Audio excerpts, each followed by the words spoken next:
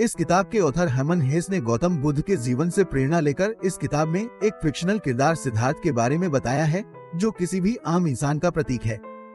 क्या आप महान तपस्वियों के बारे में जानने की इच्छा रखते हैं? क्या कभी आपके मन में उनके जीवन से जुड़ी बातें जानने की इच्छा हुई है? क्या उनका जीवन हमारे जीवन से अलग था? इस किताब में आप ऐसे ही एक महान तपस्वी सिद्धार्थ की जिंदगी की कहानी पढ़ेंगे और जानेंगे कि कैसे उन्होंने कठोर तपस्या करके ज्ञान की प्राप्ति की। इस किताब में आप सीखेंगे कि सिद्धार्थ को भी एक आम इंसान की तरह जिंदगी में कई सारी मुश्किलों का सामना करना पड़ा। सिद्धार्थ ने अपने पिता की मर्जी के खिलाफ जाकर संन्यास लिया, पर संन्यास का रास्ता इतना आसान नहीं था। एक आम इंसान की तरह ही उनके अंदर भी काम, क्रोध, लोभ, मोह जैसी बुराइयां थी और एक आम इंसान की तरह ही उन्होंने भी अपने जीवन में कई सारी गलतियां की, पर इन सब के बावजूद उन्होंने हार नहीं मानी और अपनी सारी कमजोरियों और इच्छाओं को जीतकर ज्ञान प्राप्त किया। तो आइए इस किताब को पढ़ते हैं और महापुरुष सिद्धार्थ के जीवन से कुछ प्रेरणा लेने की कोशिश करते हैं। द सन ऑफ द ब्राह्मण। सिद्धार्थ एक ब्राह्मण का बेटा था। वो बड़ा होनहार और तेज दिमाग लड़का था। उसे प्रकृति से बड़ा लगाव था, इसलिए वो ज्यादातर घर से बाहर ही रहा करता था। उसे जंगलों पहाड़ों में घूमना और साधु संतों की संगत में रहने से आनंद मिलता था। सिद्धार्थ को अपने पिता से ज्ञान की बातों पर चर्चा करना भी बड़ा अच्छा लगता था। सिद्धार्थ की तरह गोविंद भी एक ब्राह्मण का बेटा था और सिद्धार्थ के साथ उसकी गहरी दोस्ती थी। दोनों साथ मिलकर ध्यान और योग का अभ्यास करते थे। सिद्धार्थ अपनी साधना और ध्यान के प्रति पूरी तरह से समर्पित था। उसके पिता, जो उससे बेहद प्यार करते थे, उन्हें अपने होनहार बेटे पर गर्व था और वो हमेशा उसके सुनहरे भविष्य के सपने देखा करते थे। सिद्धार्थ के अंदर ज्ञान हासिल करने की प्रबल इच्छा थी। वो इस विषय में और भी बहुत कुछ सीखना चाहता था। उसकी लगन को देखकर उसके पिता ने मन ही मन उसे एक महान संत और पुजारी के रूप में देखना शुरू कर दिया था। वास्तव में वो तेजस्वी ब्राह्मण पुत्र आम लोगों से अलग और अनोखा था। सिद्धार्थ सबका चहेता और दुलारा था। पिता की तरह उसकी माँ भी सिद्धार्थ पर गर्व करती थी। अपने भाई बहनों का लाडला भाई सिद्धार्थ सबकी आंखों का तारा था। उसका दोस्त गोविंद तो जैसे उस पर जान छिड़कता था। सिद्धार्थ को जानने वाले हर इंसान को यकीन था कि एक दिन वो एक महान संत बनेगा। यूं तो सब लोग सिद्धार्थ से प्यार करते थे, उसे बेहद चाहते थे, पर इसके बावजूद वो खुश नहीं था। वो सबकी भावनाओं का सम्मान करता था, सबको खुश रखने की कोशिश करता था और इस बात से भी बखूबी वाकिफ था कि वो कितना खुशकिस्मत है कि लोग उससे इतना प्यार करते हैं, उसे सिर आंखों पर बैठाते हैं। साधु संतों की संगत में उसे ज्ञान की बातें सुनने को मिलती थी, पर इन सब के बावजूद सिद्धार्थ को अपने जीवन में एक अधूरापन महसूस होता था। उसे ऐसा लगता जैसे उसकी अंतरात्मा जन्मांतर की प्यासी है। फिर धीरे धीरे वक्त के साथ सिद्धार्थ सबसे दूर होता चला गया। उसके मन में अनगिनत सवाल उठा करते थे। उसका जिज्ञासु मन हर वक्त सवालों के घेरे में उलझा रहता। उसे ज्ञान की बातें तो मालूम थी, पर मन में शांति नहीं थी। उसका मन उससे पूछता रहता, क्या भगवान को चढ़ाया गया भोग सार्थक है? आत्मा क्या है और कहाँ रहती है? अगर आत्मा हाड़ मांस नहीं है तो फिर क्या है? उसका असली रूप कैसा है? वो जितना ज्यादा सोचता उतना ही और उलझ जाता।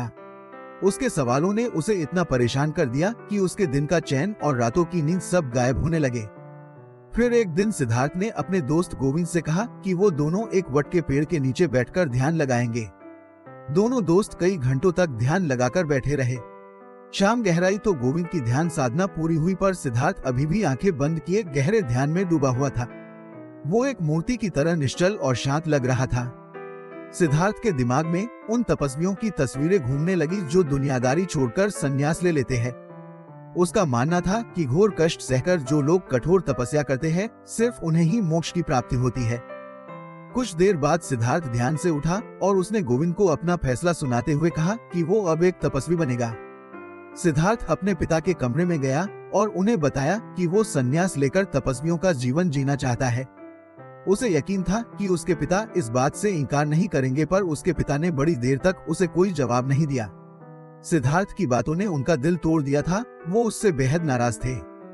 उन्हें यकीन था कि सिद्धार्थ उनके बताए हुए रास्ते पर चलेगा और उनका नाम रोशन करेगा, पर वो तो एक सन्यासी बनने की बातें कर रहा था। उन्होंने तो अपने बेटे के भविष्य के लिए कुछ और ही सोच रखा था। वो सिद्धार्थ को कमरे में अकेला छोड़कर सोने चले गए, पर ब्राह्मण को रात भर नींद नहीं आई। उन्होंने देखा कि सिद्धार्थ अभी तक उनके कमरे में ही खड़ा था। वो अपनी जगह से इंच भर भी टस से मस नहीं हुआ। ब्राह्मण रात में 5-6 बार उसे देखने के लिए उठे पर सिद्धार्थ नहीं हिला। पूरी रात यूं ही गुजर गई। आखिर जब सुबह हुई तो सिद्धार्थ के पिता ने उसकी जिद के आगे घुटने टेक दिए। उन्होंने बड़े भारी मन से अपने बेटे को संन्यास लेने की आज्ञा दे दी। आखिरी बार अपनी मां से मिलने के बाद सिद्धार्थ ने हमेशा के लिए घर छोड़ दिया। घर से निकलते वक्त जब गोविंद भी उसके साथ चलने लगा तो उसके चेहरे पर मुस्कान आ गई। विद द सामानस। जल्द ही सिद्धार्थ और गोविंद को तपस्वियों की एक टोली मिली और वो दोनों उनके साथ चल पड़े। उनकी संगत में रहते रहते उन्हें भी अब एक कठोर जीवन जीने की आदत पड़ चुकी थी। उन्होंने कम से कम साधनों में जीना सीख लिया। कपड़े के नाम पर वो लंगोट और एक लबादा पहनते था और अक्सर भूखे भी रहा करते थे। सिद्धार्थ के लिए अब जीवन के मायने बदल गए थे। वो लोगों को काम पर जाते देखता तो उसका मन कड़वाहट से भर उठता। वो सोचा करता, एक आम जिंदगी जीने में भला क्या सुख है, कहीं ये लोग खुश रहने का नाटक तो नहीं कर रहे। उसके मन में अब भी कई सवाल उठते थे जिनका जवाब पाने के लिए वो तड़प रहा था। सिद्धार्थ तपस्वियों की तरह जीना सीख चुका था। गोविंद अब भी एक परछाई की तरह उसके साथ था। सिद्धार्थ ने इस दौरान खुद को कई तरह से शारीरिक कष्ट दिए, जैसे कि उसने दर्द, भूख और प्यास सहना सीख लिया था और वो ये भी समझ चुका था कि दुख हमारे जीवन का एक अहम हिस्सा है, इसलिए दुखों से कभी घबराना नहीं चाहिए। अब वो बिना विचलित हुए घंटों ध्यान साधना में बैठने लगा। ध्यान के माध्यम से वो अपनी 5 इंद्रियों पर काबू पाना चाहता था, क्योंकि उसके लिए आगे बढ़ने का यही एक तरीका था। अपने अहम का त्याग करके वो ज्ञान प्राप्त करने की इच्छा रखता था। सिद्धार्थ और गोविंद जब भिक्षा मांगने जाते तो दोनों बहुत सारी बातों पर चर्चा करते थे। सिद्धार्थ ने गोविंद को बताया कि तपस्वियों की संगत में रहने के बावजूद उसे अभी तक सच्चा ज्ञान नहीं मिल पाया था। सिद्धार्थ कुछ दिन और तपस्वियों के साथ रहा, पर अपनी मोक्ष प्राप्ति के आसार उसे दूर दूर तक नजर नहीं आ रहे थे। दिन ब दिन उसकी निराशा बढ़ती जा रही थी। हालांकि उसके दोस्त गोविंद को ऐसा नहीं लगता था। उसने सिद्धार्थ को शिक्षा और ज्ञान की वो सारी बातें याद दिलाई जो अब तक उन लोगों ने सीखी थी। सिद्धार्थ ने उदासी से सिर हिलाते हुए हामी भरी, लेकिन जितना उसने सीखा था वो काफी नहीं था। उसका मानना था कि अभी तो बहुत कुछ सीखना बाकी था। करीब 3 साल तक वो लोग तपस्वियों के साथ रहे। फिर एक दिन शहर में भगवान बुद्ध के आने की खबर फैली। गौतम बुद्ध, जिन्हें बुद्ध भी कहा जाता था, संसार के हर सुख दुख से ऊपर उठ चुके थे। उन्होंने अपने अनुभवों के बल पर ज्ञान की प्राप्ति की थी और इस ज्ञान को संसार में बांटने के लिए वो जगह जगह अपने शिष्यों के साथ घूमा करते थे। उनके चेहरे पर अद्भुत शांति थी, ऐसा तेज था कि उनकी शरण में आने वाला हर इंसान धन्य हो जाता था। गोविंद भगवान बुद्ध के दर्शन के लिए व्याकुल हो रहा था, पर सिद्धार्थ को उनसे मिलने की जरा भी इच्छा नहीं थी। वो ज्ञान और दर्शन की बातें सुन सुनकर उब चुका था। जब घर बार त्यागने के बाद भी उसके मन को शांति नहीं मिल पाई तो ज्ञान की खोखली बातें सुनकर भला क्या मिलती। लेकिन अपने दोस्त के उत्साह को देखकर उसने भी गोविंद के साथ जाने का मन बना लिया। दोनों ने फैसला किया कि वो तपस्वियों का साथ छोड़कर अब गौतम बुद्ध की शरण में जाएंगे। गौतम। सारा शहर गौतम बुद्ध के आने की खुशी मना रहा था। बहुत से लोग उनकी एक झलक देखने और दर्शन करने के लिए बेचैन थे, तो बहुत से ऐसे भी थे जो उनसे शिक्षा लेना चाहते थे। गोविंद और सिद्धार्थ लोगों से रास्ता पूछते पूछते जेतवन तक पहुंच गए। उन्हें पता चला कि गौतम बुद्ध अपने शिष्यों के साथ जेतवन के एक बगीचे में आकर बैठे हैं। न दोनों की तरह हजारों लोग गौतम बुद्ध को देखने आए हुए थे। इसके अलावा गौतम बुद्ध के बहुत से भक्त, साधु, संत और यात्री भी भीड़ में शामिल थे। अपने शिष्यों की तरह ही गौतम बुद्ध ने भी गेरुए रंग के कपड़े पहने हुए थे, पर इसके बावजूद सिद्धार्थ उन्हें पहचान गया। उनके चेहरे पर अद्भुत तेज था। उनकी भाव भंगिमा एकदम शांत थी। उन्हें देखकर एक पूर्णता और पवित्रता का एहसास होता था। बुद्ध ने उपदेश देना शुरू किया। लोग मंत्रमुग्ध होकर चुपचाप उनकी बातें सुनने लगे, मानो उन पर बुद्ध ने मंत्र पढ़कर कोई जादू कर दिया हो। बुद्ध ने उन्हें दुख की परिभाषा समझाई और ये भी बताया कि कैसे अपने ज्ञान के द्वारा सांसारिक बंधनों से मुक्त होकर मोक्ष की प्राप्ति की जा सकती है। उन्होंने अपने भक्तों को बौद्ध धर्म के 4 प्रमुख सिद्धांत और अष्टांग मार्ग की भी शिक्षा दी। बगीचे में मौजूद लोगों की भीड़ बड़ी शांति के साथ बुद्ध के उपदेशों को ग्रहण कर रही थी। बुद्ध के उपदेश से उन्हें बहुत कुछ सीखने मिला था। गौतम बुद्ध का उपदेश जैसे ही खत्म हुआ, गोविंद ने सिद्धार्थ की तरफ देखा। उसने घोषणा कर दी कि वो मोक्ष प्राप्त करने के लिए गौतम बुद्ध के बताए रास्ते पर चलेगा, पर सिद्धार्थ उस मार्ग को स्वीकार नहीं करना चाहता था। गोविंद ने उसे मनाने की बड़ी कोशिश की। उसने अपने दोस्त से कहा कि उसे अपने फैसले पर विचार करना चाहिए क्या बुद्ध के उपदेश उसे प्रेरणा नहीं देते?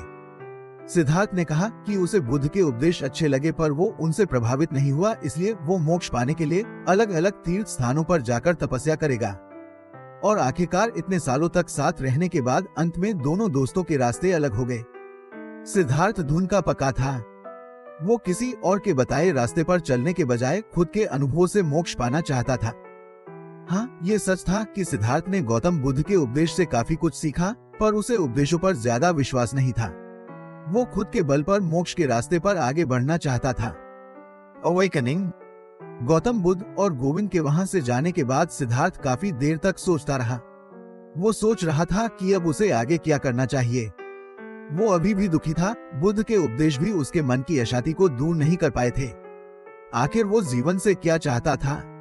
उसे किस चीज की तलाश थी? सिद्धार्थ बहुत देर तक अपने ख्यालों में डूबा रहा, और जब वो चलने को तैयार हुआ तो अचानक जैसे उसे उसके सवालों का जवाब मिला। वो तो खुद को ही ढूंढ रहा था। दूसरों से ज्ञान हासिल करने की कोशिश में वो खुद को कहीं खो चुका था। इतने सालों से वो दूसरों से सीखने की कोशिश कर रहा था, जबकि वो खुद से ही काफी कुछ सीख सकता था। वो खुद अपना गुरु और खुद ही शिष्य था।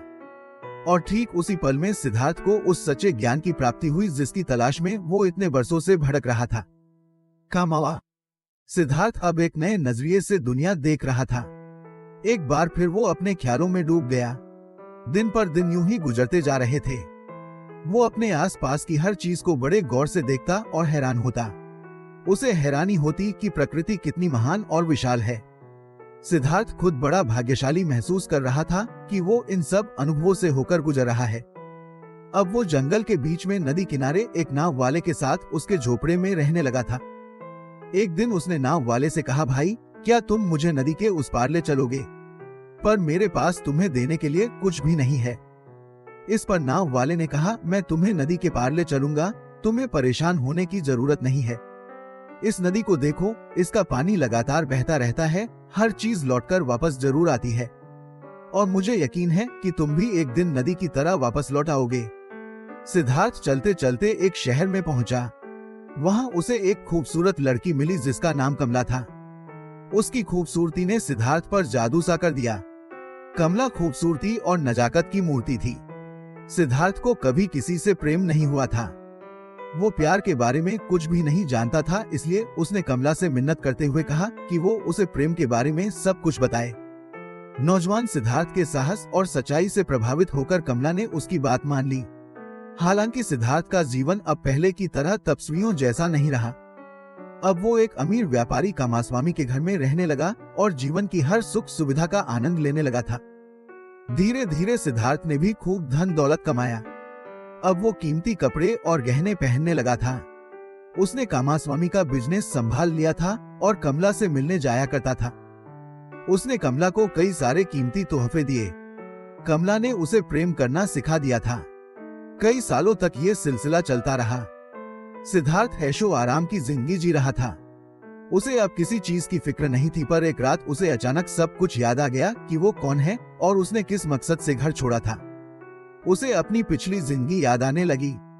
कीमती कपड़ों, गहनों और ऐशो आराम में डूबकर उसने आत्मचिंतन करना ही छोड़ दिया था। उसे ऐसा लगा जैसे वो धीरे धीरे मौत की तरफ बढ़ रहा है। वो सोचने लगा कि मोक्ष प्राप्त करने की अपनी भूख से उसे कब छुटकारा मिलेगा। सांसारिक जीवन से तंग आकर वो एक आम के पेड़ के नीचे बैठकर अपने जीवन के बारे में सोचने लगा। उसके बाल सफेद हो चुके थे। उसे एहसास हुआ कि उसने जिंदगी का कीमती समय यूं ही बर्बाद कर दिया था। बैठे बैठे उसे गोविंद याद आया, उसे गौतम बुद्ध याद आए और तभी उसके चेहरे पर मुस्कान उभर आई। आधी रात के वक्त सिद्धार्थ अपना घर, अपना शहर छोड़कर एक बार फिर एक नई यात्रा पर निकल पड़ा। उसके जाने के बाद कमला ने उसे ढूंढने की बहुत कोशिश की, पर वो ये भी जानती थी कि सिद्धार्थ का जन्म ही मोक्ष पाने के लिए हुआ है, इसलिए वो कभी सांसारिक सुखों में बंद कर नहीं रह सकता। बड़े भारी मन से कमला ने अपने घर के दरवाजे लोगों के लिए बंद कर दिए। सिद्धार्थ के जाने के बाद अब वो किसी से मिलना नहीं चाहती थी। By the river. सिद्धार्थ एक बार फिर उसी जंगल में लौटा जहां उसे वो नाव वाला मिला था। वो अभी भी पहले जैसा ही जवान और सुंदर था, पर सिद्धार्थ बूढ़ा हो चुका था। उसे खुद पर बड़ी शर्म आई कि उसने जीवन का बहुत सा कीमती समय भोग विलास में बर्बाद कर दिया। वो निराशा के सागर में डूब गया। बेहद निराश और दुखी होकर उसने नदी के साफ पानी में झांका। उसके अंदर पानी में डूबकर जान देने की इच्छा उभरने लगी। ऐसे जिंदा रहने का फायदा ही क्या था? उसे अपनी जिंदगी से नफरत हो गई थी। उसने पानी में छलांग मारने के लिए पैर आगे बढ़ाए ही थे कि तभी उसके अंदर से एक आवाज आई जिसने उसे आत्महत्या करने से रोक लिया। ये उसकी अंतरात्मा की आवाज थी जिसने सिर्फ एक शब्द कहा था, पर इतना ही सिद्धार्थ के लिए काफी था। उसे अपने अंदर फिर से एक नए जोश का एहसास हुआ। उसके मन में उमड़ते हुए दुख और चिंता के बादल छंट गए। उसका मन अब पानी की तरह एकदम साफ हो गया था। वो एक शब्द जो उसके अंदर से आया था वो था ओम। यही वो शब्द था जिसे वो अपने घर में ध्यान लगाते समय जपा करता था। ओम का मतलब है वो जो पूर्ण है। सिद्धार्थ की आत्मा ने उसे धिक्कारा। वो कितना मूर्ख था जो आत्महत्या करने जा रहा था। यही सोचते सोचते वो गहरी नींद में चला गया और जब उसकी आंख खुली तो उसके सामने एक नई दुनिया थी। उसके विचार अब बदल चुके थे तो उसे दुनिया भी बदली हुई नजर आ रही थी। सिद्धार्थ लगातार ओम का जाप कर रहा था। ओम का उच्चारण उसके मन को शांति दे रहा था। नदी के किनारे खड़े होकर वो आज कई बरसों बाद फिर से आत्म मंथन कर रहा था। वो बूढ़ा था पर उसका मन बच्चों की तरह मासूम और साफ था। वो अपने आप में कहीं गुम हो गया। इतने सालों की ध्यान साधना, तपस्वियों के साथ रहकर जो कुछ उसने सीखा था वो सब कुछ भूल गया। सिद्धार्थ के मन में अब कोई भी इच्छा बाकी नहीं रही और न ही वो अपने इंद्रियों का गुलाम था। उसे लोभ मोह माया से अब कोई डर नहीं था। उसने बहुत कष्ट झेले थे, बहुत दुख सहा था, दर दर भटका था, पर अब और नहीं। अब उसके दुखों का अंत हो चुका था। उसके होठों पर ओम का जाप था और उसका मन एकदम पवित्र था। सिद्धार्थ के होठों पर अब बच्चों जैसी मासूम और प्यारी मुस्कुराहट थी। हर चीज उसके खिलाफ जा रही थी। सिद्धार्थ नीचे की तरफ तेजी से गिर रहा था पर वो रोने के बजाय अपनी हालत पर हंस रहा था। उसने नदी को देखा। नदी भी तो नीचे की तरफ बहती जा रही थी। पहाड़ों से उतरकर नीचे मैदानी इलाकों में जाकर नदी कई धाराओं में बंट जाती थी और शहर में रहने वालों को पानी मुहैया कराती थी। पर नदी नीचे की तरफ जाते हुए उदास नहीं थी, बल्कि वो अरहट चाल से बल खाती हुई बह रही थी। सिद्धार्थ नदी को देखकर मुस्कुरा दिया।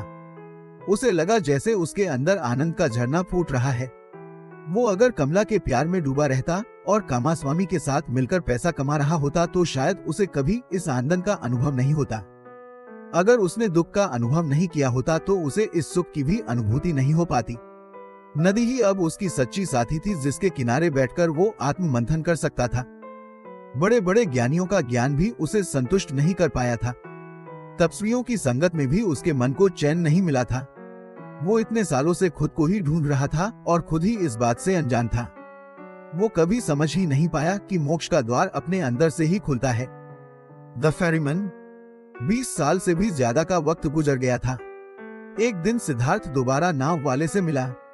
वो नाव वाला जिसका नाम वासुदेव था, उसे मुश्किल से पहचान पाया। सिद्धार्थ ने उसे अपनी आपबीती सुनाई। दोनों पुराने बिछुड़े हुए दोस्तों की तरह गले मिले। फिर सिद्धार्थ ने वासुदेव को नदी किनारे वाली बात भी बताई जब वो आत्महत्या करने जा रहा था। वासुदेव ने कुछ सोचते हुए सिर हिलाया। वो सिद्धार्थ के जीवन की कहानी समझ चुका था। नदी उन्हीं से बात करती है जिनका जीवन उसे कीमती लगता है और नदी ने सिद्धार्थ को चुना था, तो वो उसे कैसे डूब जाने देती। इस तरह एक बार फिर सिद्धार्थ नाव वाले के साथ उसकी झोपड़ी में रहने लगा। इस दौरान उसने नाव चलाना भी सीख लिया। जब भी सिद्धार्थ को काम से फुर्सत मिलती वो नदी की आवाज सुनने के लिए उसके किनारे बैठ जाता। वो नदी से दिल खोलकर बातें करता और उसकी बातें भी उतने ही ध्यान से सुनता। नदी से सिद्धार्थ ने सीखा कि जीवन लगातार चलने का नाम है। नदी की तरह ही जीवन की धारा भी आगे बढ़ती रहती है और गुजरा वक्त कभी लौटकर नहीं आता। नदी हर जगह मौजूद है। नदी सागर से मिलती है और सागर बादल बनकर फिर से पहाड़ों पर बरसता है। नदी आज में बहती है। इसे बीते हुए कल की या आने वाले कल की कोई चिंता नहीं होती। ये सिर्फ आज को पहचानती है। नदी की इसी सीख को सिद्धार्थ ने अपने जीवन में उतार लिया। उसका जीवन भी नदी जैसा ही तो था। उसे अपने बचपन की याद आई, फिर जवानी में जब वो तपस्वी बना, फिर बूढ़ा सिद्धार्थ। वो सब अलग अलग सिद्धार्थ नहीं थे जैसा कि उसे लगता था। वो एक ही इंसान के कई रूप थे और ये सारे इंसान अलग अलग इच्छा बनकर उसके अंदर मौजूद थे। उसके लिए बीता हुआ कल या आने वाला कल कुछ भी मायने नहीं रखता था। मायने रखता था तो सिर्फ आज। ओम। कई साल कमला से दूर रहने के बाद सिद्धार्थ जब दोबारा उससे मिला तो उसकी हालत देखकर उसका दिल दुख से भरा आया। कमला उसकी आंखों के सामने मौत के मुंह में जा रही थी, पर मरने से पहले वो एक आखिरी बार गौतम बुद्ध के दर्शन कर उनका उपदेश सुनना चाहती थी। बुद्ध अपने जीवन के आखिरी दिन गुजार रहे थे। कमला जो बुद्ध की प्रबल भक्त थी, वो अपने और सिद्धार्थ के बेटे को लेकर बुद्ध के दर्शन के लिए निकल पड़ी। उसका 11 साल का बेटा, जिसका नाम उसने सिद्धार्थ के नाम पर ही रखा था, बचपन से ही ऐशो आराम और लाड प्यार में पला था। उसकी देखभाल और सेवा के लिए नौकर हर दम उसके खड़े रहते। ऐसे में उसे समझ नहीं आ रहा था कि क्यों उसकी माँ उसे लेकर एक कठिन यात्रा पर निकल पड़ी है। यात्रा के दौरान नदी के पास कमला को एक सांप ने काट लिया। जहर बड़ी तेजी से उसके शरीर में फैलने लगा। नाविक वासुदेव ने कमला की दर्द भरी चीख सुनी तो वो दौड़ता हुआ आया और उसे उठाकर अपनी झोपड़ी में ले गया, और तब वहां सिद्धार्थ और कमला आखिरी बार एक दूसरे से मिले। दर्द भरी आवाज में रुक रुक कर कमला ने उसे बताया कि उसका और सिद्धार्थ का एक बेटा भी है। उन दोनों के लिए ये बड़े ही भावुक पल थे। और फिर कमला हमेशा के लिए उनसे दूर चली गई। छोटा सिद्धार्थ अपने पिता के साथ ही रहने लगा, पर सिद्धार्थ को अपने बेटे से प्यार नहीं था। उसने एक अच्छा पिता बनने की पूरी कोशिश की, पर सफल नहीं हुआ। उसके लिए घर गृहस्थी का झंझट किसी कैद से कम नहीं था। पर आखिरकार उसका बेटा भी उसके साथ नहीं रह पाया।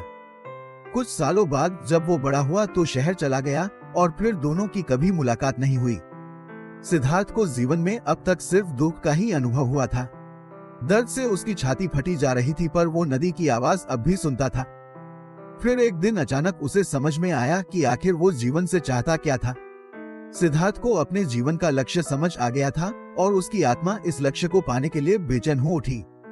उसका लक्ष्य था परमात्मा के साथ अपनी आत्मा को एकाकार करना। वो जान चुका था कि हमारी आत्मा इस ब्रह्मांड का ही अंश है। जब सारा संसार उसका अपना था तो फिर दुख कैसा। कई सालों तक साथ रहते रहते वासुदेव और सिद्धार्थ एक दूसरे के परम मित्र बन गए थे। दोनों एक दूसरे के सुख दुख के भागी थे। सिद्धार्थ उससे अपना हर अनुभव बांटा करता था, और वासुदेव मुस्कुराते हुए चुपचाप सब कुछ सुनता रहता। सिद्धार्थ के लिए इतना ही काफी था। अपने अनुभव बांटने के लिए वासुदेव से अच्छा दोस्त उसे मिल ही नहीं सकता था। दोनों साथ में नदी की आवाज सुना करते थे। नदी उनसे बातें करती थी। सिद्धार्थ का चेहरा भी नदी के साफ पानी में नजर आता था। वो सब लोग जो सिद्धार्थ के करीबी और अपने थे, जिनसे वो प्यार करता था, उन सब लोगों की तस्वीरें नदी के पानी में उभर आई थी, पर जैसे ही उभरी वैसे ही तुरंत गायब भी हो गई। उन सब के चेहरे नदी के बहते पानी में जैसे घुल गए थे। नदी की आवाज भी बदली हुई लग रही थी। उसकी आवाज में एक मिठास और खुशी झलक रही थी। नदी में उभरती तस्वीरें और पानी का शोर मिलकर एकाकार हो गया, और अंत में एक आवाज साफ रूप में उभरी। सिद्धार्थ ने अपने जीवन का लक्ष्य पा लिया था। आखिरकार उसे मोक्ष मिल ही गया। उसने नदी की तरह सब कुछ अपने अंदर बहने दिया। नदी हर हाल में बहती रहती है। जीवन भी आगे बढ़ने का नाम है। नदी कभी नहीं रुकती, क्योंकि वो एकाकार का ही एक अंश है। कोई दुख, कोई परेशानी उसका रास्ता नहीं रोक सकती। उसकी पहचान यही है कि वो लगातार बहती रहे। गोविंदा। सिद्धार्थ के शहर छोड़ने के बाद कमला ने अपना बगीचा गौतम बुद्ध और उनके शिष्यों को दान कर दिया। यही वो समय था जब गोविंद ने जंगल में जाने का फैसला किया। उसने खबर सुनी थी कि जंगल में एक ज्ञानी नाव वाला रहता है। गोविंद के मन में उसके उपदेश सुनने की बड़ी इच्छा हुई। आखिरकार गोविंद और सिद्धार्थ इतने सालों बाद एक दूसरे से मिले। दोनों के बूढ़े और जुड़ीदार चेहरों से खुशी झलक रही थी। गोविंद ने अपने प्यारे दोस्त से ज्ञान का उपदेश देने की प्रार्थना की। सिद्धार्थ ने कहा कि ज्ञान की खोज में भटकना बहुत मुश्किल काम है। इंसान उसे पाने के लिए इतना आत्म केंद्रित हो जाता है कि उसे वो बाकी चीजें नजर ही नहीं आती जो उसे उसकी मंजिल तक पहुंचा सकती है। गोविंद की समझ में कुछ नहीं आया। उसके मन में अभी भी कई सवाल थे। तो उसने सिद्धार्थ से पूछा कि उसे ज्ञान की प्राप्ति कैसे हुई, पर सिद्धार्थ ने उसे बताने से मना कर दिया। इतने सालों में आखिर उसने यही तो सीखा था। किसी को शिक्षा दी जा सकती है, पर ज्ञान इंसान खुद अपने अनुभव से हासिल करता है, और किसी और का ज्ञान किसी दूसरे के कभी काम नहीं आता। सिद्धार्थ ने संसार में रहते हुए एक सन्यासी का जीवन जीना सीख लिया था। उसने अपने जीवन में वो सब कुछ अनुभव किया जिसने उसे एक ज्ञानी बना दिया था, और वो समझ चुका था कि मोक्ष की तलाश बाहर नहीं, अपने अंदर करो। कंक्लूजन। इस किताब में हमने पढ़ा कि किस तरह सिद्धार्थ ने मोक्ष की खोज में भटकते हुए अलग अलग अनुभवों से गुजरकर अंत में मोक्ष प्राप्त किया, और साथ ही हमने ये भी सीखा कि सिद्धार्थ की तरह अगर हमें भी जिंदगी में कुछ हासिल करना है तो हमें पहले एक बहादुर इंसान बनना होगा।